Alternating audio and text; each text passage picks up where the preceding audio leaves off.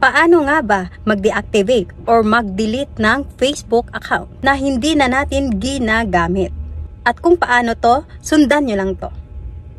Punta ka lang sa inyong settings and then i-click ang See More in Account Center. Then, click ang Personal Details. Click ang Account Ownership and Control. And then, click ang Deactivation or Deletion. At i-click nyo lang kung ano yung gusto nyong i-delete na account mo. At pag na-click nyo dyan, may dalawa kayong makikita. Yung isa, deactivate account, at yung isa, delete account. At kung gusto mo naman kung deactivate account, ay hindi ka na masusearch sa Facebook. Pero ito ay temporary lamang. At depende pa din sa'yo kung i-reactivate mo pa yung account mo. Pero makakagamit ka pa din sa iyong messenger kahit na naka-deactivate na yung account mo. At kung gusto mong i-deactivate ito, click mo lang ang deactivate at i-click ang continue.